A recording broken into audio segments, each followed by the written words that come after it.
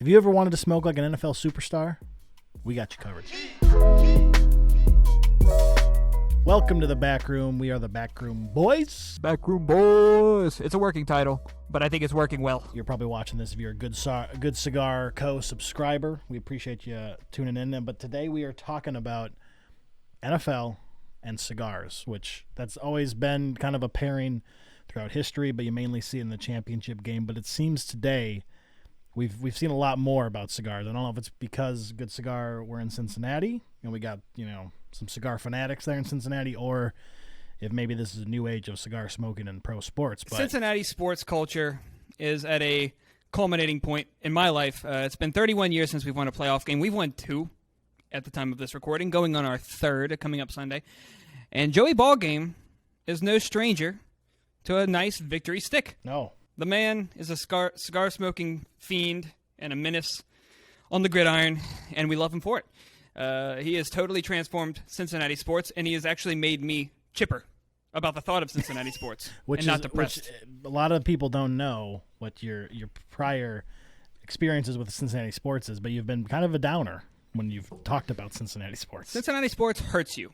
That would be the advice I give to anybody moving to Cincinnati, thinking about it, until now. I always say that the Bengals are like the perfect wife who cheats on you on your birthday and Christmas. It's like right when you need it to not happen, it happens. The collapse happens. The bottom falls out. But Joe Burrow, Joe Shiesty, Joe Brr, is more competent than the Bengals organization is incompetent. Is it because of cigars? I don't know, but probably. It might be. And that's the only thing we have really to go on. But luckily, Cody Pelly is in Cincinnati area, and he was able to do a little investigative journalism and figure out where these cigars are coming from and what they're actually smoking, because we want to smoke what they're smoking. I had my connections talk to their connections on down the line to figure out where these cigars are being procured, where they're being purchased, where Joe Mixon's cigar is being purchased, where the front office is getting their cigars, and where Joey Ballgame is getting his as well.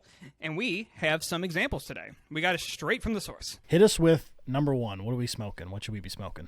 Number 1, we have the Mansa, the A. Spencer Reserve. And this is the cigar that you will see in the front office of every Cincinnati Bengals playoff victory.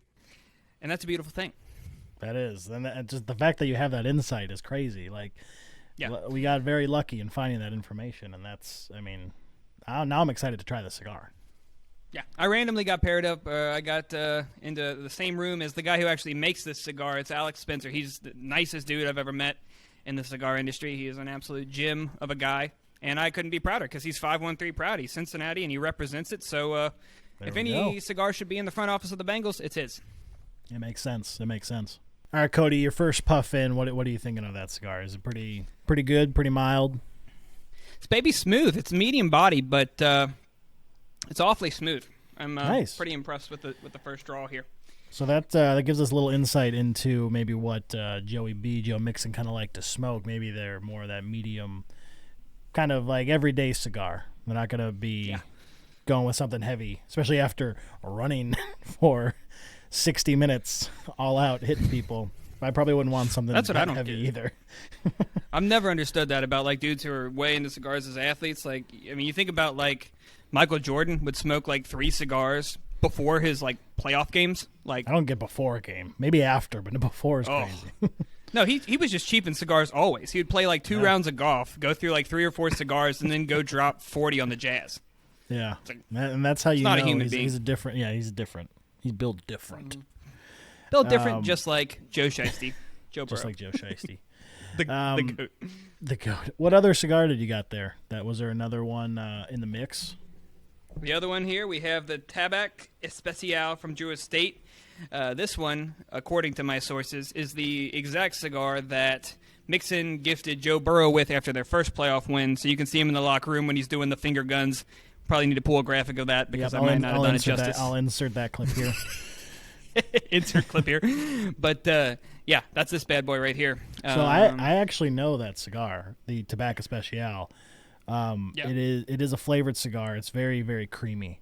And I have a pairing, if you can believe it. I'm not like that in depth with cigars, and some of you people that are watching might also not be you're kind of on the cusp of your cigar smoking journey, getting real into it. But that's really good with coffee, like in the morning. That's exactly what the dude at the shop said. Look He what I said this know. is a cup of coffee cigar for sure. And just one whiff of it, not even lighting it, you can just tell that it's like, yeah, that is what I want first thing in the morning.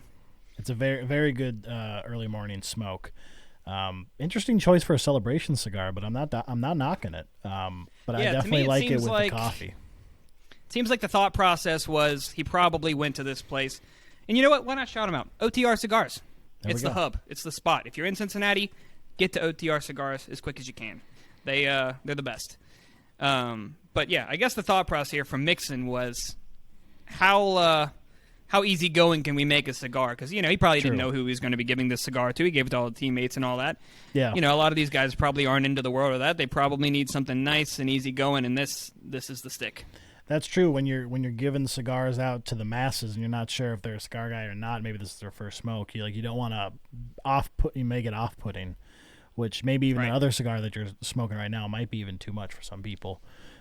So that makes sense to me. It's a good, easy, you pass around anyone kind of cigar, and it's also not crazy price point. We're not going to break. They're NFL players, I guess. What am I talking about? But, but at least for me, I could probably hand those out, and if someone didn't smoke at all, I wouldn't be that super sad. Right. But, the Mansa here, this one definitely has some beef to it. This is a cigar for some cigar type folks. But all the same, it's like maybe that's what's going to be on the docket after their next win, which would be to get to the Super Bowl. Which I've been smoking a cigar every night. Out, I think. Really? Every night? Not every night since. Every night when the Bengals win, we went outside. And I'm not built like you. I'm not from Vikings territory. I'm not used to this subterranean weather. I went outside in a snowstorm, froze my ass off. And, chief the baby. I had to. Just on the principle. Listen, I would be doing the same thing if I had Joe Burrow as my quarterback and he's smoking cigars after they win. I would also be smoking cigars.